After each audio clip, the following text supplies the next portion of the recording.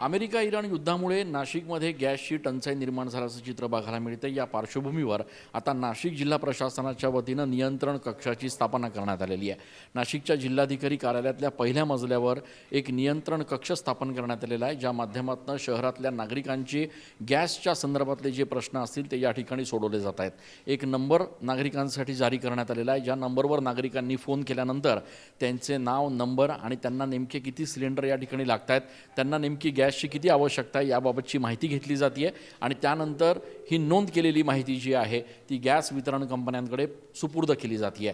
एकूणच नाशिकमध्ये मोठ्या प्रमाणात गॅसची टंचाई असल्याचं जरी चित्र असलं तरी या ठिकाणी सगळं सुरळीत असल्याचा दावा प्रशासनाच्या वतीने करण्यात येतोय। नियंत्रण कक्ष या ठिकाणी स्थापन करण्यात आलेला आहे आणि नियंत्रण कक्षाच्या माध्यमातून नागरिकांना कुठल्याही प्रकारचा त्रास होऊ नये, त्यांच्या गॅसच्या टाक्यांच्या संदर्भातला प्रश्न जो आहे तो तात्काळ निकाली लागावा असा प्रयत्न होतोय। आपल्यासोबत गायकवाड साहेब आहेत। गायकवाड सर, नेमकं नियंत्रण कक्ष कसं काम करत आहे, काय नेमकं आवाहन केलं जात आहे? ज्याही ग्राहकांना बुकिंग करताना काहीही अडचणीत असेल किंवा बुकिंग केल्यानंतर 4-5 दिवसामध्ये सिलेंडर येत नसेल तर अशा ग्राहकांनी या नियंत्रण कक्षामध्ये फोन करावा, अडचण सांगावी, त्यांचा कंझ्युमर नंबर वगैरे सांगावा, लवकरात लवकर कसा गॅस पाठवता येईल याची आम्ही 100% दक्षता घेऊ। पण पूर्वीपेक्षा आता गॅसचा म्हणजे जी डिमांड आहे ती वाढलेली आहे, अशी पण परिस्थिती आहे का? नाही, पॅनिक सिच्युएशनच्या अगोदर म्हणजे जेव्हापासून हे सगळं चालू झालेलं आहे याच्या अगोदर आपल्या जिल्ह्याची सप्लाय जो होता तो सप्लाय जवळपास 46,000चा होता। पण आता याच्यानंतरसुद्धा पॅनिक सिच्युएशनच्या नंतरसुद्धा कालच्या तारखेपर्यंत सप्लाय 46,000चाच आहे। आपल्या जिल्ह्याला कसल्याही प्रकारचे सिलेंडर कमी पडत नाही आहेत। जेवढे आधी येत होते तेवढे सिलेंडर आजच्या तारखेला सुद्धा येत आहे। फक्त डिमांड वाढलेली आहे कंझ्युमरकडून। अगोदर आपली डिमांड 33-34 हजारापर्यंत डिमांड असायची। आज या सिच्युएशनमुळे प्रत्येकाला असं वाटतं की घरामध्ये माझा एक सिलेंडर भरलेला असावा, साठा माझ्याकडे असावा, म्हणून फक्त त्यांनी सिलेंडर बुकिंग करायला चालू केले आहे। त्यामुळे तो फक्त 75,000 76 हजारापर्यंत फक्त आपली डिमांड गेलेली आहे। काही ठिकाणी व्यावसायिक गॅस जे आहेत ते घरगुतीसाठी वापरल्याच्या तक्रारी येतात, आपल्याकडे काही तशा तक्रारी येत आहेत का? नाही, अजून तर आपल्याकडे तक्रार तशी प्राप्त झालेली नाही आहे। आपण जिल्हा स्तरावरती, तालुका स्तरावरती पथक तयार केलेले आहेत। पथकामध्ये तहसीलदारांना प्रमुख केलेलं आहे आणि प्रत्येक ठिकाणी तपासण्या चालू झालेल्या आहेत।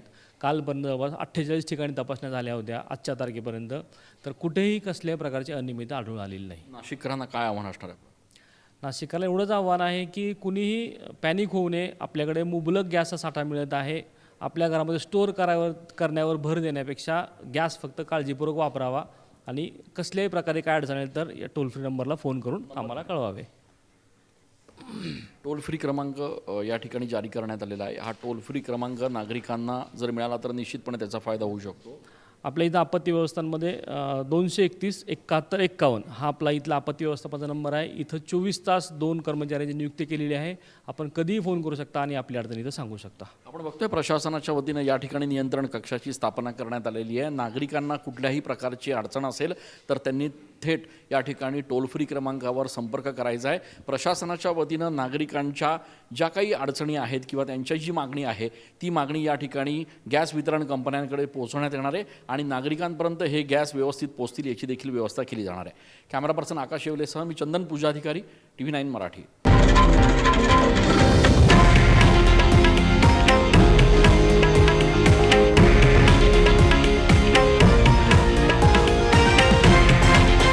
हे आहे देशातील नंबर 1 न्यूज नेटवर्क आणि आपण पाहत आहात TV9 मराठी, एकमेव।